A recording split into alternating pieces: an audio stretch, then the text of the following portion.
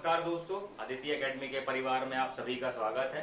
कल हमने अपने पुराने वीडियो में देखा था संविधान सभा के बारे में। हमने संविधान सभा से संबंधित सभी महत्वपूर्ण तथ्यों को आपके सामने प्रस्तुत किया था। आज हमारा वीडियो रहेगा मुख्यतः हमारे प्रस्तावना से संबंधित। इसके बारे में हम आज बहुत सी नई चीजें जानेंगे। प्रस्तावना में जो उल्लेखित शब्द हैं, हम उन शब्दों के बारे में आज जानने की कोशिश करेंगे। ठीक है, सबसे पहले हम बात करते हैं हमारे प्रस्तावना की। तो प्रस्तावना होता क्या है? अगर हम बात करें कि प्रस्तावना होता क्या है, तो हम ये देखते हैं कि जो हमारे न्यायमूर्ति श्री सुब्बा राव जी थे, उनने यह उल्लेखित किया था अपने एक आदेश में। उन्होंने ये कहा था कि जो संविधान की प्रस्तावना होती है वह संविधान के आदर्शों एवं आकांक्षाओं को उल्लेखित करती है। अर्थात हमारी जो प्रस्तावना है वह हमें यह बताती है कि हमारा जो संविधान है उसके आदर्श क्या हैं। ठीक है, उसके बाद यदि हम अपने प्रस्तावना की बात करें तो सर्वप्रथम अगर किसी भी देश ने, मतलब सर्वप्रथम जिस देश ने संविधान में, अपने संविधान में प्रस्तावना को अपनाया था वह था अमेरिका। हम सब जानते हैं कि आधुनिक तौर पर प्रथम लिखित संविधान जो था वो हमारे अमेरिका का था, और हमने अब जो प्रस्तावना लाने का जो हमारा निर्णय था वो हमने अमेरिका के संविधान से लिया था। ये आपके लिए एक महत्वपूर्ण प्रश्न है। उसके बाद आपको याद रखना है एक चीज सबसे महत्वपूर्ण, कि हमारे जो प्रस्तावना की भाषा है वो हमने ली है ऑस्ट्रेलिया के संविधान से।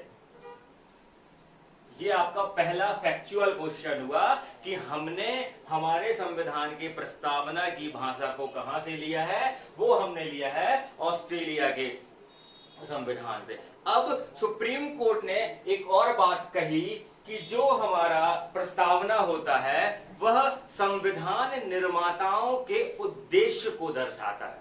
वो किसे दर्शाता है? वह संविधान निर्माताओं का जो उद्देश्य रहा उसे हमारा जो प्रस्तावना है वो हमें बताता है। अब उसके बाद यदि हम पहले कुछ फैक्चुअल प्रश्न की बात करें तो हम सबसे पहले क्या देखेंगे कि हमारे प्रस्तावना के बारे में कुछ लोगों ने अपनी कुछ बातें कही हैं। जैसे सबसे पहले यदि हम बात करते हैं कि प्रस्तावना को संविधान की कुंजी किसने कहा? ब्लू पेन से लिखता हूं।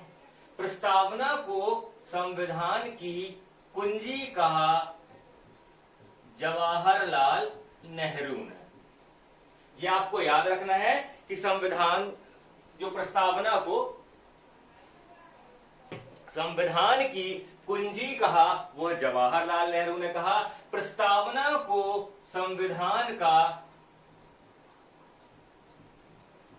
कुंजी नोट किसने कहा? अर्नेस्ट बारकर जी ने क्या कहा? प्रस्तावना को संविधान का कुंजी नोट। प्रस्तावना को संविधान की जन्मपत्री कहा के.एम. मुंशी जी ने। ये जो मैं आपको प्रश्न बता रहा हूं, यह प्रश्न किसी ना किसी वनडे एग्जाम में पूछे हुए प्रश्न है, तो आपको याद रखना है। प्रस्तावना को संविधान का परिचय पत्र ये कहा एन पालकीवाल जी ने। और एक और बचता है, प्रस्तावना को संविधान की आत्मा ठाकुर दास भार्गव। आत्मा ठाकुर दास भार्गव। ये आपके वह महत्वपूर्ण प्रश्न हैं जो आपको याद रखने हैं वनडे एग्जाम से। जो प्रस्तावना से पहले मैं आपको वो फैक्ट बता रहा हूं आज के वीडियो में जो हमारे वनडे एग्जाम में पूछे जाते हैं, उसके बाद मैं आपको आज प्रस्तावना के हर शब्दों के बारे में बताऊंगा। प्रस्तावना के मेन तत्व कौन कौन से हैं, प्रस्तावना के उद्देश्य क्या क्या हैं, यह सब चीजें जो महत्वपूर्ण वाद हैं, मिनर्वा मिल्स वाद हो गया, केशवानंद भारती वाद हो गया, बेरुवाड़ी वाद हो गया, वो सब आपको मैं इसमें बताने वाला हूं। परंतु पहले मैं आपको बताता हूं केवल वह फैक्चुअल प्रश्न जो आपके एग्जाम में पूछे जाते हैं। तो हम दोबारा जल्दी से रिवाइज करते हैं। हमने क्या देखा? हमारी प्रस्तावना को संविधान की आत्मा किसने कहा? ठाकुरदास भार्गव जी ने। कुंजी किसने कहा? जवाहरलाल नेहरू ने। कुंजी नोट किसने कहा? अर्नेस्ट बारकर ने। जन्मपत्री किसने कहा? के.एम. मुंशी ने। और परिचय पत्र किसने कहा? एन. पालकीवाल जी ने। ये सब चीजें आपको याद रखना है। और एक और नाम मुझे अभी यहां आता है याद, आइजर जेनिंग्स का, ये भी आप याद रखिएगा। आइजर जेनिंग्स ने जो हमारा संविधान था उसे उधार का थैला कहा था, ये आपको याद रखना है। ये प्रस्तावना से अलग है, इन्होंने संविधान के बारे में कहा था कि हमारा जो संविधान है वो उधार का थैला है। ये किसने कहा था? सर आइजर जेनिंग्स ने कहा था। उसके बाद यदि हम बात करें, अगला जो हमारा प्रश्न महत्वपूर्ण बनता है कि हमारे प्रस्तावना में अभी तक मात्र एक बार संशोधन हुआ है, वो हुआ है 42वें संविधान संशोधन के तहत। इस संविधान संशोधन को हम लघु संविधान भी कहते हैं, जो 1976 में हुआ था। इसके द्वारा हमारे संविधान में 3 नए शब्द जोड़े गए थे, जो थे समाजवादी, धर्मनिरपेक्ष या पंथ निरपेक्ष, और अगला अखंडता। ये 3 शब्द ही हमारे अखंडता हमारे किसके द्वारा? 42वें संविधान संशोधन के द्वारा हमारे प्रस्तावना में जोड़े गए थे। उसके बाद यदि हम देखें तो हमारे संविधान में जो सामाजिक, आर्थिक और राजनीतिक न्याय, किसकी? सामाजिक, आर्थिक और राजनीतिक न्याय की बात की है, ये हमने ग्रहण किया है रूसी क्रांति से। किससे ग्रहण किया है हमने? रूसी क्रांति से ग्रहण किया है। और बंधुत्व की जो हमने बात की है, स्वतंत्रता, समानता और बंधुत्व, स्वतंत्रता, समानता और बंधुत्व, ये हमने ग्रहण किया है फ्रांस की क्रांति से। जो हमारी फ्रांस की क्रांति थी 1789 से 1799 तक चली थी, जिसके द्वारा, जिसमें आपने हिटलर को पढ़ा होगा, वो हमारी थी फ्रांस की क्रांति। और रूस की जो क्रांति थी ये 1917 में हुई थी। जिन्होंने मुख्य परीक्षा की तैयारी की होगी मध्य प्रदेश लोक सेवा आयोग की, उन्होंने क्रांतियों को विस्तार से पढ़ा होगा। तो ये हमारे संविधान या हमारी प्रस्तावना के आज वो प्रश्न हो गए जो हमारे वनडे एग्जाम या फैक्चुअल क्वेश्चन। तो सबसे पहले मैंने आपको आज क्या बताया वीडियो में कि बिना देरी किए आपको मैंने वो सारे प्रश्न बता दिए जो हमारे संविधान, जो हमारे प्रस्तावना से वनडे एग्जाम में पूछे जाते हैं। ठीक है, अब इसके बाद हम आगे चलते हैं। मैं इसको रब कर देता हूं, ये आपने लिख लिया होगा सब, होप सो। अब मैं इसको मिटा के आगे चलता हूँ।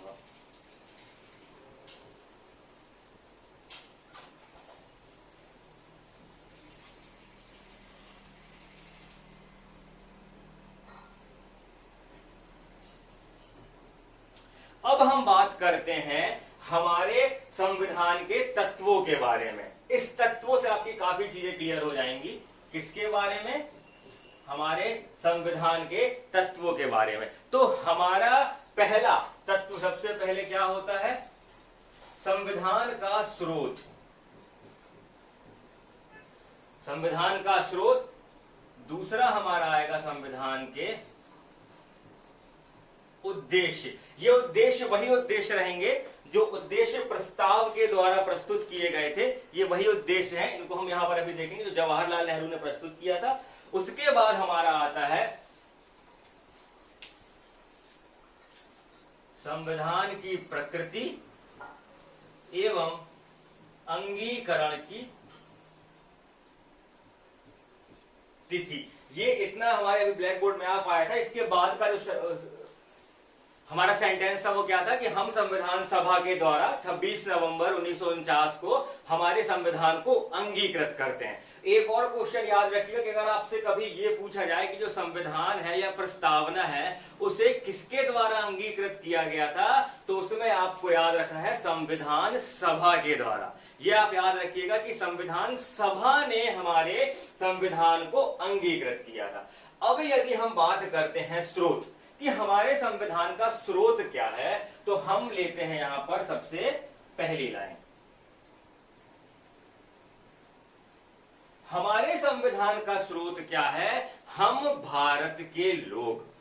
जो हमारा संविधान का पहला ही शब्द है वह यह बताता है कि ये जो हमारा संविधान है ये भले ही 389 सदस्यों ने मिलकर बनाया हो, लेकिन इस संविधान की जो पूरी मूलभूत चीजें हैं वह पूरे भारत को प्रतिनिधित्व करती हैं, पूरे भारत का प्रतिनिधित्व करती हैं। भारत का जन जन का एक व्यक्ति के द्वारा ही हमारे संविधान को बनाया गया है और हमारे इस संविधान की संपूर्ण शक्ति किसमें निहित है? हम भारत के लोग में। तो हमने यहां से क्या देखा कि हमारा संविधान का प्रस्तावना का स्रोत क्या है? हम भारत के लोग। अब हम बात करते हैं उद्देश्य की कि आखिर हमारे संविधान का उद्देश्य क्या है। यह हमें प्रस्तावना के थ्रू पता चलता है, जिसमें हम देखेंगे न्याय, स्वतंत्रता, समता और बंधुत्व। ठीक है, न्याय, स्वतंत्रता, समता और बंधुत्व कि हमें हमारे भारत के लोगों को न्याय दिलवाना है, उन्हें स्वतंत्रता दिलवानी है, समता दिलवानी है और बंधुत्व दिलवाना है। यहां पर मैं आपको थोड़ी सी चीज बताना चाहूंगा कि आप ये सोचिए कि आखिर न्याय जो है, स्वतंत्रता है, समानता है, ये हमें समझ में आया, लेकिन बंधुत्व को हमने इतना जोर क्यों दिया? उसका एक सिंपल सा मैं आपको समझाने की कोशिश करता हूं कि यदि वर्तमान समय में हम किसी भी व्यक्ति को संपूर्ण छूट प्रदान कर दें कि आपको छूट है, आपको आसानी से न्याय मिल जाएगा, आपको हर प्रकार की स्वतंत्रता है, आप सबके समान हो, तो कहीं वह व्यक्ति निरंकुश ना हो जाए, कहीं वह व्यक्ति ये ना सोचने लगे कि मेरे पास तो सभी प्रकार की स्वतंत्रताएं हैं और उस व्यक्ति की व्यक्तिगत स्वतंत्रता कहीं हमारे राष्ट्र हित को नुकसान ना पहुंचाए। इसीलिए हमने बंधुत्व की बात की है। बंधुत्व से हमारा तात्पर्य होता है भाईचारा, कि हमें एक दूसरे के आदर्शों को, एक दूसरे के कल्चर को, एक दूसरे के रिलीजियन को हमें हमेशा सम्मान करना है, क्योंकि हम जानते हैं कि हमारे भारत में अनेकों प्रकार की जातियां जो है वो निवास करती हैं। इसीलिए हमने अपने संविधान में बंधुत्व को जोड़ दिया है। अब मैंने बात किया संविधान की प्रकृति के बारे में। आखिर हमारे संविधान का नेचर क्या है? हमारे संविधान की प्रकृति है जो हमें दिखाती है कि हम समाजवाद, धर्मनिरपेक्ष, लोकतांत्रिक, गणराज्य जो है हम, तो ये क्या थी? ये हमारी संविधान की प्रकृति है कि हम जो है वो हम समाजवादी हैं, हम धर्मनिरपेक्ष हैं, हम लोकतांत्रिक हैं, हम लोकतांत्रिक गणराज्य हैं। इनके बारे में भी आपको मैं डिटेल में बताऊंगा, इन शब्दों का मतलब क्या होता है। उसके बाद हमारा अगला आता है अंगीकरण की तिथि। तो आप सभी को पता है कि 26 नवंबर 1949 को हमने हमारे संविधान को अंगीकृत किया था। क्या किया था हमने हमारे संविधान को अंगीकृत किया था और तब हमारे संविधान में 395 अनुच्छेद, 22 भाग और 8 अनुसूचियां थीं। ठीक है, किंतु 26 नवंबर को हमने मात्र 15 अनुच्छेदों को ही अपनाया था। शेष सभी अनुच्छेदों को हमने 26 जनवरी 1950 को अपनाया था। 8 अनुसूचियां हैं, वर्तमान में हैं 12 अनुसूचियां। तो मैं आपको थोड़ा सा बताता हूं, आपको फिर बाद में मेरे माइंड से स्किप ना हो जाए ये चीज, कि हमारी जो 9वीं अनुसूची थी, 9th अनुसूची, ये प्रथम संविधान संशोधन के द्वारा 1951 में जोड़ी गई। ठीक है, उसके बाद जो हमारी 10वीं अनुसूची थी वो 52वें संविधान संशोधन के तहत 1985 में जोड़ी गई, जो संबंधित थी किससे? दल बदल कानून से। उसके बाद हमारी 11वीं और 12वीं अनुसूची, ये दोनों लोकतांत्रिक विकेंद्रीकरण का आधार बनी। 11वीं और 12वीं जो अनुसूचियां हैं वह क्रमशः 73 और 74वें संविधान संशोधन 1993 के द्वारा हमारे संविधान में जोड़ी गई थी। जो हमारी 11वीं अनुसूची है यह बताती है पंचायती राज के बारे में। आपको याद रखना है, फैक्चुअल क्वेश्चन है कि इसमें 29 विषय बताए गए हैं। जो हमारी 12वीं अनुसूची है वह नगरीय निकाय से संबंधित है, जिसमें 18 विषय हैं। तो वर्तमान में हमारी कितनी अनुसूचियां हैं? 12 अनुसूचियां हमारे संविधान में हैं। तो हमने क्या देखा? हमने संविधान के तत्वों के बारे में, यदि आपको 6 मार्कर में ये प्रश्न लिखना है तो आप कैसे लिखेंगे कि हमारे प्रस्तावना के तत्व क्या है? स्रोत, उद्देश्य, प्रकृति और अंगीकरण। ठीक है। अब इसके बाद हम चर्चा करते हैं हमारे दिए गए शब्दों के बारे में, कि जो हमारे संविधान में शब्द दिए गए हैं उनके बारे में हम चर्चा करते हैं। सबसे पहले हम आते हैं समाजवादी। समाजवादी जो हमारा शब्द है वह हमारा जोड़ा गया 42th अमेंडमेंट 42वें संविधान संशोधन के तहत जोड़ा गया। समाजवादी शब्द का हमारा जो सीधा सीधा तात्पर्य वो निकलता है कि राष्ट्र के उत्पादन संबंधित सभी संसाधनों पर किसका जोर होगा या किसका होल्ड होगा? वो होगा हमारे केंद्र का होल्ड। इसका ये शब्द क्यों लाया गया? इसका उद्देश्य ये था कि जो भी हमारे संपत्ति संबंधित साधन है उन पर किसी भी पर्टिकुलर व्यक्ति का होल्ड ना हो, इसीलिए हमारे संविधान में समाजवादी शब्द को जोड़ा गया। किंतु इसके लिए जब ये समाजवादी शब्द था वो 1991 में जो हमारी एलपीजी की पॉलिसी आई है ना, लिबरलाइजेशन, प्राइवेटाइजेशन, ग्लोबलाइजेशन, या जिसको आप पढ़ते होंगे उदारीकरण, वैश्वीकरण और निजीकरण, इसके बाद समाजवादी शब्द की जो हमारी वैल्यू थी वो थोड़ा डाउन हुई है, क्योंकि हमने इसके बाद से जो हमारी जैसे राष्ट्रीयकरण की चीजें थी, जैसे रेलवे हो गया, एलआईसी हो गई, कई चीजों को हमने प्राइवेट हाथों में देना स्टार्ट कर दिया था। अब बात आती है धर्मनिरपेक्ष की। धर्मनिरपेक्ष जो है उसमें कई लोग आप ये समझते हैं कि इसका तात्पर्य ये है कि राज्य जो है वो किसी भी धर्म का पालन नहीं करेगा, अर्थात राज्य जो है वो किसी एक धर्म का पालन नहीं करेगा। तो आपको यहां पर यह याद रखना है कि धर्मनिरपेक्ष जो शब्द है वह नकारात्मक शब्द नहीं है। सुप्रीम कोर्ट ने अपने एक फैसले में, अपने एक वाद में यह कहा था कि धर्मनिरपेक्ष शब्द जो है वह एक सकारात्मक शब्द है। यह ये कहता है कि हमें अपने धर्म के साथ साथ दूसरे के जो धर्म है उनको भी पालन करना है। जहां तक हमारे धर्मों की अवहेलना ना हो, हमें उनको समझना है, हमें उनका सम्मान करना है। अर्थात राज्य जो है वह सभी धर्मों को एक बराबर नजरिए से देखेगा, वह किसी भी एक पर्टिकुलर धर्म की व्याख्या या धर्म को संरक्षण नहीं देगा। और ये चूंकि 42वें संविधान संशोधन द्वारा जोड़ा गया, तो हमें यह भी याद रखना है कि ऐसा नहीं है कि यह केवल संविधान संशोधन के बाद ही हमारे संविधान में था। अर्थात ऐसा नहीं है कि 1976 के पहले हमने कभी धर्मनिरपेक्षता की बात नहीं की। हमारे मूल संविधान में अनुच्छेद 25 से लेकर 28 तक जब हम बात करते हैं तो वो भी हमारे धार्मिक स्वतंत्रता संबंधित है। अर्थात हमारे संविधान के जो निर्माता थे उन्होंने धर्मनिरपेक्षता को पहले ही संविधान में जगह देकर रखी थी। उसके बाद हम बात करते हैं लोकतंत्र की। लोकतंत्र का मतलब क्या होता है? लोकतंत्र का मतलब ये होता है कि जो शासन है, जो शासन चलाया जा रहा है राष्ट्राध्यक्ष द्वारा, उसका निर्वाचन जनता के द्वारा होगा। अर्थात कि जो भी शक्ति बैठेगी हमारे ऊपर वह शक्ति जनता के द्वारा ही चुनी जाएगी। ठीक है, या जनता का जो शासन होता है वही लोकतांत्रिक शासन कहलाता है। किंतु क्या मैं आपसे पूछने, आपने सब ये पढ़ा होगा ये शब्द आपने कि हाँ लोकतंत्र का मतलब क्या होता है कि जनता का शासन। लेकिन अगर मैं आपसे व्यक्तिगत तौर पर पूछूं, आप एक चीज सोचिएगा, क्या कभी आपने स्वयं शासन कभी किया है? अगर मैं आपसे पूछना चाहूं कि क्या कभी, लोकतंत्र का मतलब क्या होता है? जनता का शासन। मैंने बिल्कुल माना, बिल्कुल सही, लेकिन क्या कभी हमने शासन किया है? हम तो केवल जो हमारे राष्ट्रपति, प्रधानमंत्री, हम केवल उनका चुनाव करते हैं।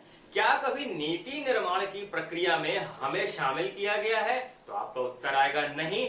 इसीलिए यहां पर यह समझना जरूरी है कि लोकतंत्र के दो प्रकार होते हैं, एक डायरेक्ट, एक इनडायरेक्ट, या प्रत्यक्ष लोकतंत्र या अप्रत्यक्ष लोकतंत्र। तो हमारे भारत ने अप्रत्यक्ष लोकतंत्र को अपनाया है, यह आपको याद रखना है। प्रत्यक्ष लोकतंत्र स्विट्जरलैंड जैसे देशों में है, जहां पर नीति निर्माण जब भी किया जाता है तो उसमें जनता के द्वारा मतदान किया जाता है, जनता अपनी राय रखती है, वह कहलाता है हमारा प्रत्यक्ष लोकतंत्र। जबकि हमारे यहां पर क्या है, हम अप्रत्यक्ष लोकतंत्र को अपनाते हैं। अब हम बात करते हैं गणराज्य की। हम एक गणराज्य है, इसका तात्पर्य सीधा सा ये होता है कि हमारा जो, या हम गणतंत्र हैं, हम गणराज्य, हम इसका तात्पर्य क्या लेते हैं कि जो हमारा राष्ट्राध्यक्ष होगा वह चुना हुआ होगा।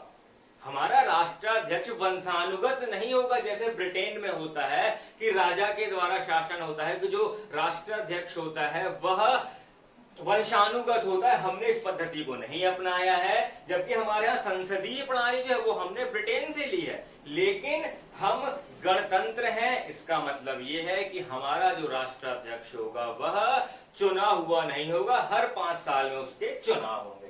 अब हम आगे की ओर चलते हैं कि हम भारत के लोग भारत को एक संपूर्ण प्रभुत्व संपन्न समाजवादी धर्मनिरपेक्ष लोकतांत्रिक गणतंत्र बनाने के लिए और इसके समस्त नागरिकों को, जो यहाँ के रहने वाले हैं, इन समस्त नागरिकों को सामाजिक, आर्थिक और राजनीतिक न्याय दिलाने की बात करेंगे। अब सामाजिक, आर्थिक और राजनीतिक न्याय जो है उसका तात्पर्य ये होता है, न्याय का तात्पर्य अगर मैं व्यक्तिगत तौर पर समानतः कहूं कि मेरे जो अधिकार हैं और जो दूसरे के अधिकार हैं, उन दोनों अधिकारों में कोई एक, अगर मैं बोलना चाहूं आसान शब्दों में, कि कोई भी कॉन्फ्लिक्ट नहीं होना चाहिए, कोई भी दरार नहीं होना चाहिए मेरे और किसी दूसरे व्यक्ति के अधिकार में। यह कहलाता है हमारा सामाजिक न्याय, कि हम जिस कल्चर से बिलोंग कर रहे हैं, हम जिस कल्चर में रह रहे हैं, उस कल्चर में रहने वाले सभी व्यक्तियों को आपसी स्वार्थ की भावना से नहीं रहना चाहिए। इसके लिए हमने न्याय की बात की। अब हम बात करते हैं स्वतंत्रता की। आप ये भी याद रखिएगा कि हमारे संविधान में 3 प्रकार के न्याय की बात की गई है। कौन सा न्याय है? सामाजिक न्याय, आर्थिक न्याय और राजनीतिक न्याय। अब हम बात करते हैं स्वतंत्रता की। तो हमने विचार, अभिव्यक्ति, धर्म, विश्वास और उपासना की स्वतंत्रता दी है। 1, 2, 3, 4, 5 प्रकार की स्वतंत्रताएं हमारे प्रस्तावना के द्वारा हमें दी गई हैं। अब हम बात करते हैं समता या समानता। तो हमारे संविधान में जो हमें समानता दी गई है वह कितने प्रकार की है? वह 2 प्रकार की है, प्रतिष्ठा और अवसर की समानता। जैसे आपने पढ़ा होगा हमारे भारतीय संविधान का जो अनुच्छेद 18 है, उपाधियों का अंत, वह किस लिए है? वह इसीलिए है कि प्रतिष्ठा और अवसर की समानता, कि हमें यह नहीं फील होना चाहिए या हमें यह नहीं लगना चाहिए कि हमारे संविधान ने कुछ पर्टिकुलर लोगों को कुछ ज्यादा विशेषाधिकार देकर रखे हैं और हमें कम विशेषाधिकार दिए हैं। इसीलिए हमने इन चीजों को हमारे संविधान में रखा है। उसके बाद हम बात करते हैं व्यक्ति की गरिमा और राष्ट्र की एकता तथा अखंडता। व्यक्ति की गरिमा, अगर हम अनुच्छेद 15 पढ़ते हैं, हम अनुच्छेद 17 पढ़ते हैं जिसमें अस्पृश्यता का अंत करने की बात की गई है। आखिर ये क्यों किया गया? ये किया गया व्यक्ति की गरिमा को बनाने के लिए, कि जो व्यक्ति की हमारी गरिमा है वह बनी रहे। वह किससे पता चलता है हमें? अनुच्छेद 17 से। अब बात करते हैं राष्ट्र की एकता और अखंडता। हमने मौलिक कर्तव्यों में भी अपने देखा है कि राष्ट्र की एकता और अखंडता बनाए रखने की बात हमारे मौलिक कर्तव्यों में भी कही गई है। ठीक है, इनको सुनिश्चित करने वाला बंधुत्व बढ़ाने के लिए दृढ़ संकल्पित होकर। अब बंधुत्व बढ़ाने का तात्पर्य मैंने आपको पहले ही बताया था वीडियो में, किसका मतलब क्या होता है कि हमने व्यक्तियों को इतनी सारी स्वतंत्रताएं देकर रखी हैं, तो कहीं उनकी ये व्यक्तिगत स्वतंत्रताएं राष्ट्र हित में आड़े ना आए, इसीलिए हमने बंधुत्व की भावना पर जोर दिया है कि सभी व्यक्तियों को भाईचारे के तरीके से रहना है। अपनी जाति अपनी धर्म के साथ साथ हमें दूसरे के और जाति धर्म को भी समझना है। हमें उनसे प्रतिद्वंदता या हमें उनसे मतभेद नहीं रखना है। तो ये हमने देखा बेसिकली आज क्या, हमारे संविधान की प्रस्तावना के बारे में। मैंने आपको अभी तक बताया इनसे संबंधित फैक्चुअल जो प्रश्न थे, और इन शब्दों का मैंने आपको मतलब समझाया जो शब्द हमारे संविधान में उल्लेखित है। ठीक है, अब दो महत्वपूर्ण चीजें आपकी और बचती हैं, इसके लिए मैं इसको रब करता हूं। अब हम जो बात करने वाले हैं वह मुद्दा ये है कि क्या हमारा प्रस्तावना संविधान का भाग है या नहीं है। मतलब हम यह देखना चाहते हैं कि जो हमारा प्रस्तावना है उसको हमने संविधान का भाग माना है कि नहीं माना है। ठीक है, तो अब हम देखते हैं चीजें। सबसे पहले हम बात करते हैं एक वाद मतलब सुप्रीम कोर्ट में जो केस दर्ज होते हैं हम वाद कहते हैं। 1960 में एक वाद आया, वेरुवाड़ी यूनियन वाद। ठीक है, वेरुवाड़ी यूनियन वाद, आपके दो वाद बहुत ही महत्वपूर्ण है इससे संबंधित, जो यह बताएंगे कि प्रस्तावना जो हमारा है वह संविधान का भाग है या नहीं। तो हमने पहले देखा हमारा कौन सा वाद, वेरुवाड़ी वाद। ये कब आया था, ये आया था 1960 में। वेरुवाड़ी वाद में हमारी प्रस्तावना को संविधान का भाग नहीं माना गया। ठीक है, वेरुवाड़ी वाद में हमारी प्रस्तावना को संविधान का भाग नहीं माना गया, और यदि प्रस्तावना हमारे संविधान का भाग नहीं है तो हम इसमें संशोधन नहीं कर सकते हैं। ठीक है, वेरुवाड़ी वाद ने आखिर ऐसा क्यों कहा। वेरुवाड़ी वाद का जो वाद में जो कहा गया सुप्रीम कोर्ट के द्वारा, उन्होंने ये कहा कि जो प्रस्तावना है वह बिल्कुल संविधान की मूल भावना को बताता है, किंतु यह कार्यपालिका, न्यायपालिका या विधायिका को किसी प्रकार की शक्ति प्रदान नहीं करता, पहला।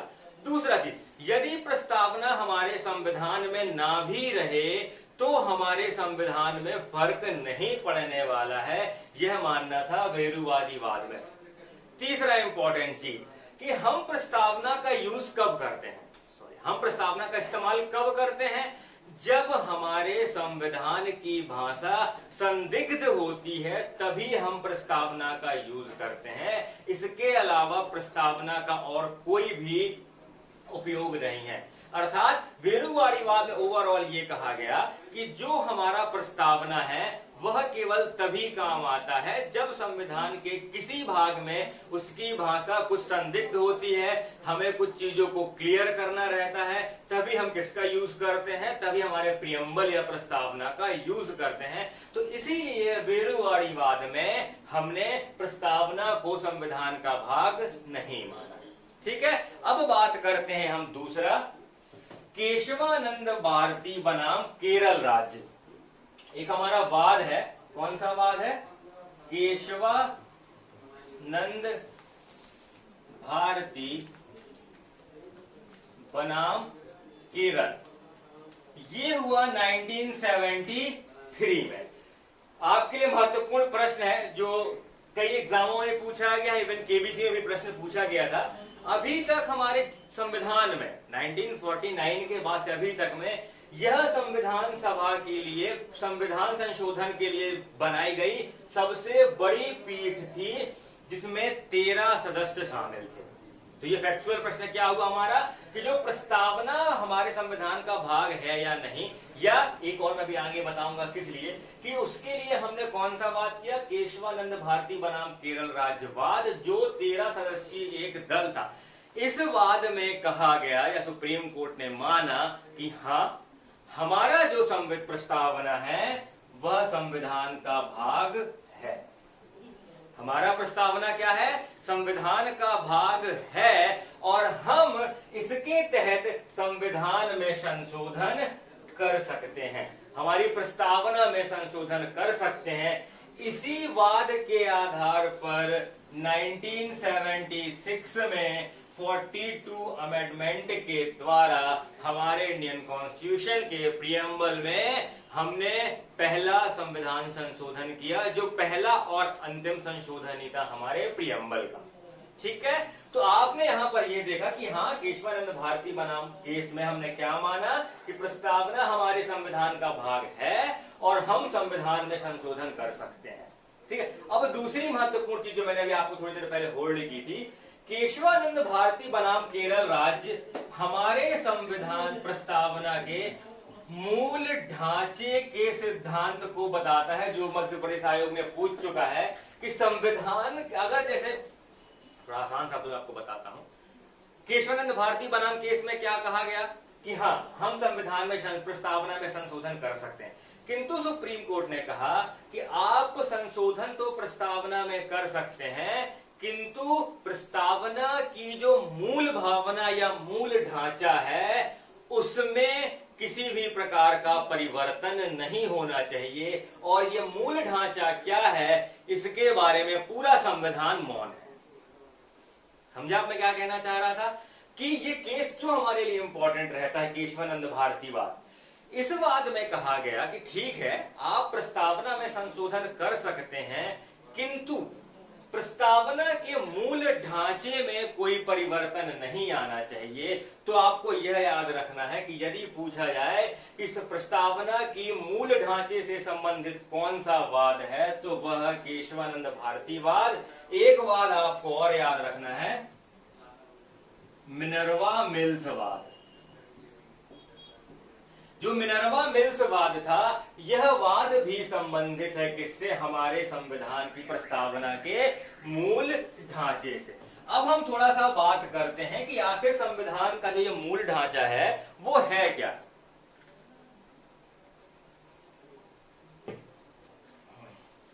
तो ये आता है पहला, संप्रभुता, धर्मनिरपेक्ष,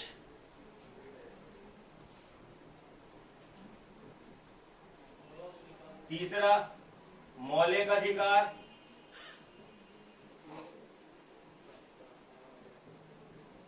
चौथा व्यक्ति की गरिमा,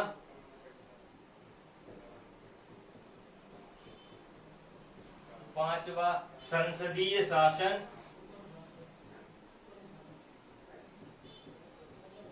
एवं राष्ट्रपति का निर्वाचन।